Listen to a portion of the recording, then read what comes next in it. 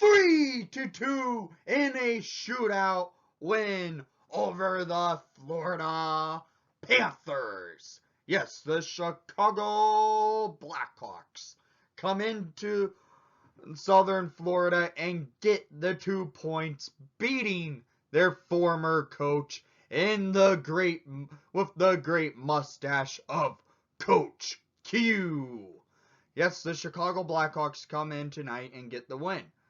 They could have won in regulation, but Olli Maatta screwed up in regulation time, late in regulation time, for the Panthers to tie up the game. But the Hawks came out and got the 2 points, and the Panthers got 1 point. It doesn't matter because we are honestly out of playoff race, and the Panthers are in a playoff race, so Hawks are pretty much playing spoiler at this point in the season to teams.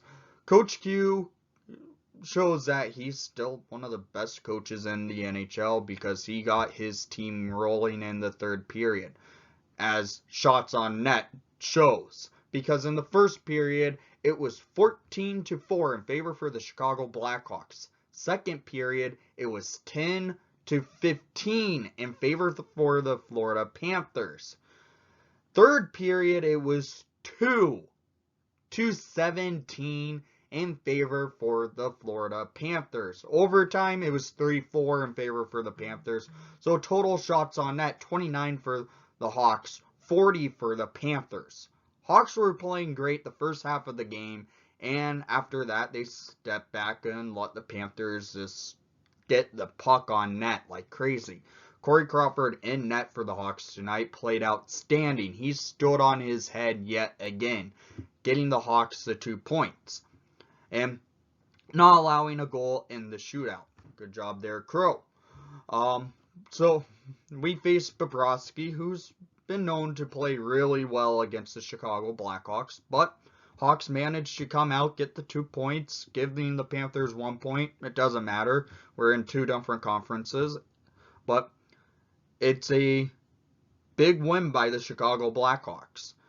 As I said, Hawks in the second half of the game, they did not show up to play really, and that's how the Panthers came back and tied up the game, getting a point on their standings. So, face-off percentage, it was in favor for the Florida Panthers, 52.5% for the Panthers, 47.5% for the Hawks. Power plays, each team went 0 for 3 on the power play. 12 hits to 11 hits in favor for the Chicago Blackhawks. But you can tell that the Hawks coming into this game wanted to show try and beat our old coach.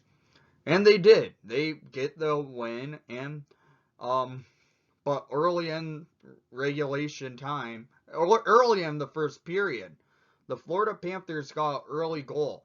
At 4:07 in the first period, Mike Hoffman scores his 27th of the season, and that was unassisted as he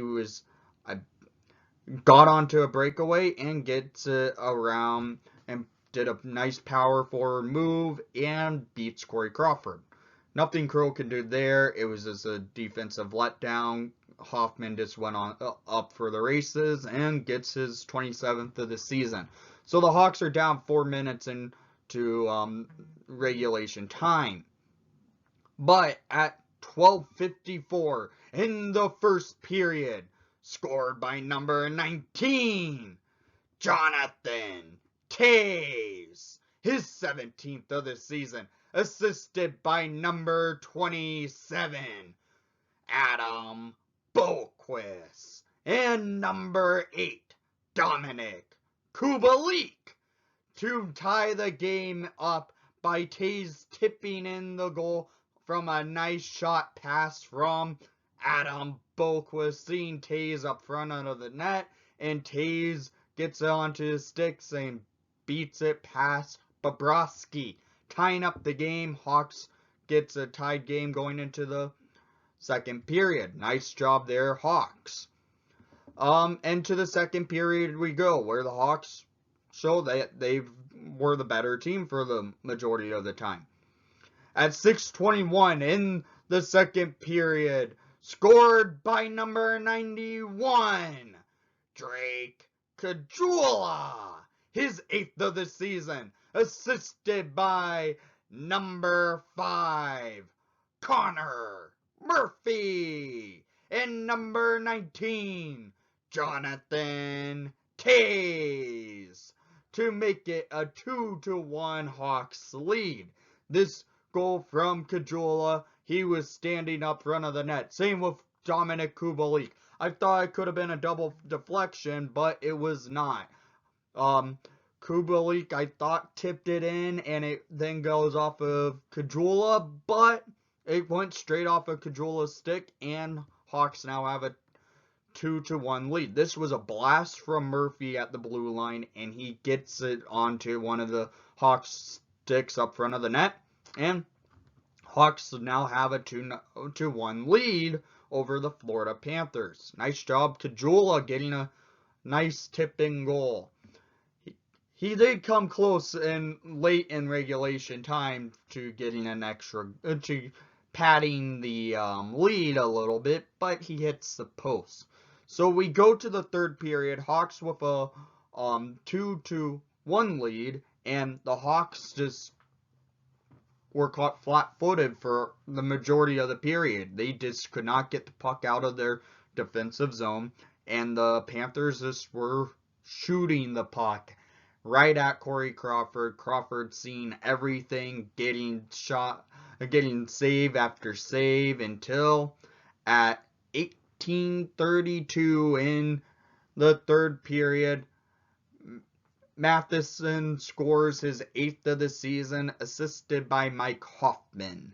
This went from a slap shot, and this goal was a defensive letdown by Olli Maatta. He pinched up and trying to make a defensive play in the neutral zone to keep Matheson from going up the rush, and he got beat, and the Panthers took the puck up and got a goal to tie up the game. But less than a minute before that, Drake Caggiula almost had his second of the night by shooting the puck, and it just hits the iron, and Hawks then see the puck go into the back of their own net later, about a minute later.